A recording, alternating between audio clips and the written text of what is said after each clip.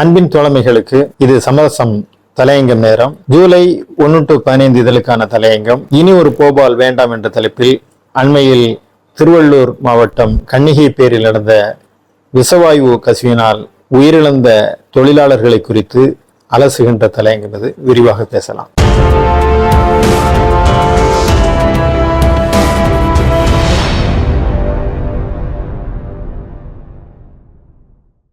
June 21 Tiruvallur மாவட்டத்தில் உள்ள கன்னிகைப்பேர் அப்படிங்கிற இடத்துல ஜெயின் பீட்டர் அண்ட் பால் கடல் உணவு ஏற்றுமதி தொழிற்சாலை ஒன்று இயங்கிட்டு இருக்கு. இங்க என்ன பண்றாங்கன்னா, இறால் உட்பட கடல் உணவுகளை பதப்படுத்தி வெளிநாடுகளுக்கு அனுப்பக்கூடிய இந்த தொழிற்சாலையில அசாம், ஜார்க்கண்ட், ஒடிசா போன்ற மாநிலங்கள்ல இருந்து வடமாநில தொழிலாளர்கள் 500க்கும் மேற்பட்டவர்கள் அங்கே பணிபுரிந்து கொண்டிருக்கிறார்கள். இந்த நேரத்தில் அந்த குழாயில் இருக்கக்கூடிய அமோனியா வாயு கசிவினால அங்கே ஒரு பெரும் விபத்து 21 ஏற்பட்டது.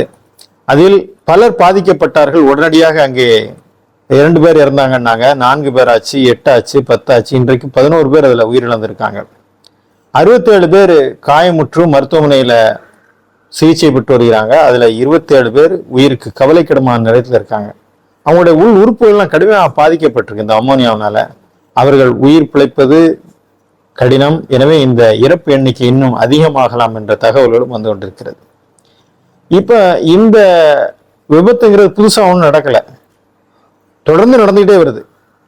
இது நடப்பதற்கான காரணங்கள் என்ன? இப்போ இந்த கன்னிகைப்பேரில் நடந்த இந்த தொழிற்சாலையில அந்த தொழிலாளர்கள் எங்க தங்க வைக்கப்பட்டிருக்காங்கன்னா, அந்த அமோனியா குழாய் போகக்கூடிய அந்த பாதையில அதற்குள்ளேயே இந்த தொழிலாளர்கள் மொத்தமா தங்க வைக்கப்பட்டிருக்காங்க.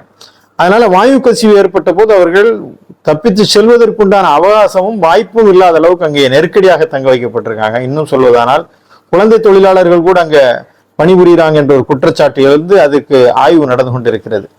ஏன்னா இந்த தொழிலாளர்கள் விஷயத்துல இந்த முதலாளிகள் நடந்து கொள்கின்ற விதம்தான் இந்த விபத்துல அவருடைய கவனக்குறைவு, முறையான பாதுகாப்பு ஏற்பாடு இல்லாததெல்லாம் இங்கே நடந்து கொண்டிருக்கிறது. இது புதுசா ஒண்ணு இப்ப நடக்கல. சென்னையில எண்ணூர்ல கோரமண்டல் இன்டர்நேஷனல் ஒரு தொழிற்சாலை ஒன்று இருந்தது. அதுல கடலுக்கு அடியில அமோனியா வாயு செலுத்தக்கூடிய அந்த இதில் ஒரு கசிவு ஏற்பட்டு 67.6 மெட்ரிக் டன் வாயு கசிந்தது. அதுல அங்க சுற்றுவட்டாரம் இருக்கக்கூடிய 25க்கும் மேற்பட்ட கிராமங்கள்ல மக்கள் வந்து மூச்சு திணறலுக்கு ஆளானாங்க, மயக்கமடைந்தாங்க. அது பெரிய இஷ்யூவாய் மக்கள் போராட்ட களத்துக்கு வந்தாங்க. தமிழ்நாடு முழுவதும் இன்றைக்கு 54,957 தொழிற்சாலைகள் இயங்கிட்டு இருக்கன. இதுல 27,65,313 தொழிலாளர்கள் வேலை செய்து கொண்டிருக்கிறார்கள். குறிப்பா சொல்லணும்னா 6,669 தொழிற்சாலைகள் அபாயகரமான ஒரு சூழ்நிலையில் இருக்கிறது என்பதை குறித்த தகவல்கள் வந்து இருக்கு. இப்போ இந்த தொழிற்சாலைகள்ல தொழிலாளர்களுடைய பாதுகாப்பை உறுதி செய்வது யார்? இப்ப இந்த மாதிரி விபத்து நடக்கும் போது 1 லட்சம் 2 லட்சம் என்று இழப்பீடு கொடுப்பதும், அதே போல இந்த பாதிக்கப்பட்ட மக்கள் எல்லாம் ஒரு போராட்ட களம் பண்ணும் போதும் உடனடியாக அங்கே சில தற்காலிக தீர்வுகளை பண்ணுவதும், சில பேரை கைது செய்வதும், இந்த மாதிரியான ஒரு சூழ்நிலையை நடந்துட்டு தவிர இது தொடர்ந்து நடக்காமல் இருப்பதற்கு என்ன செய்ய போறோம்? தொடர்ந்து பார்த்தோம்னா சிவகாசியில பட்டாசு தொழிற்சாலையில தொழிலாளர்கள் இறந்துகிட்டே இருக்காங்க. தொழிலாளர்கள் உயிர் என்ன அவ்வளவு மலிவானதா? அவருடைய பாதுகாப்பு யார் அங்கே உறுதி செய்வது? விபத்து நடக்கிறது இயல்பு. ஆனால் அந்த விபத்திற்கான தடுப்பு நடவடிக்கைகள் என்ன இருக்கு? முன்னெச்சரிக்கை ஏற்பாடுகள் என்ன இருக்கு? அவருடைய பாதுகாப்புக்காக நாம் என்ன செய்திருக்கின்றோம்? இதை நிச்சயமாக எல்லா தொழிற்சாலைகளும் இன்றைக்கு ஆய்வுக்கு உட்படுத்தப்பட வேண்டும். அங்குள்ள பாதுகாப்பு உறுதி செய்யப்பட வேண்டும். அந்த பாதுகாப்பிற்காக தங்குமிடங்கள் அவர்களுக்கு எப்படி இருக்கிறது? உயிர் பாதுகாப்பு எப்படி இருக்கிறது? அங்கே திடீரென்று விபத்து ஏற்பட்டால் அதற்கு அந்த உடனடியாக அவர்கள் வெளியேறுவதற்கு அந்த இடர்பாடான சூழ்நிலைகள், அவர்கள் தப்பிப்பதற்கான வாய்ப்புகள் என்ன இருக்கு? அவசரகால பாதுகாப்பு என்ன செய்திருக்கிறார்கள்?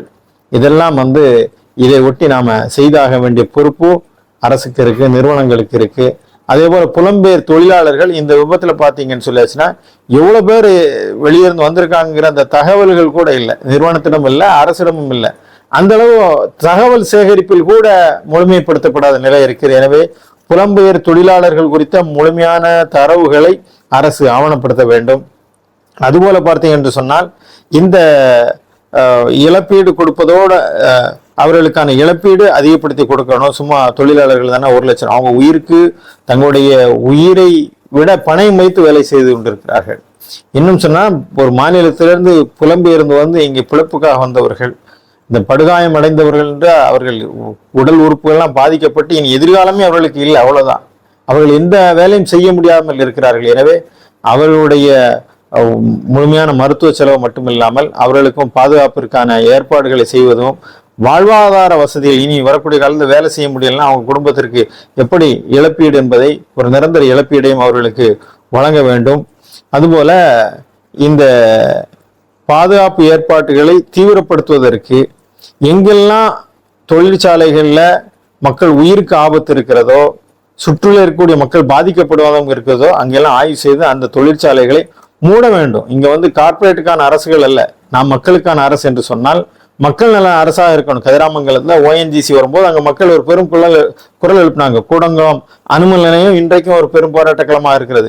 மக்கள் வாழ்விடங்களிலே இந்த மாதிரியான தொழிற்சாலைகள் வரும்போது மக்கள் பாதிப்புக்குள்ளாவார்கள் என்பதை குறித்த அந்த சிந்தனையும் அரசு கவனத்தில் கொண்டு உடனடியாக மக்கள் பாதுகாப்புக்கு உத்தரவாதம் இல்லாத இந்த தொழிற்சாலைகளை இழுத்து மூட வேண்டும். இருக்கின்ற தொழிற்சாலைகளிலே பாதுகாப்பு தொழிலாளர்கள் பாதுகாப்பை நலனை உறுதி செய்ய வேண்டும். 1984 டிசம்பர் 2-3 நாள்களில மத்திய பிரதேசத்தில் உள்ள போபால்ல உள்ள ஒரு யூனியன் கார்பரேட் ஆலையில ஏற்பட்ட விபத்தை நாம் இன்றைக்கும் நினைவில் வைத்திருக்கிற ஒரு வரலாற்று துயரம். அது உலக அளவில் ஏற்பட்ட ஒரு மிகப்பெரிய ஒரு தாக்கம்.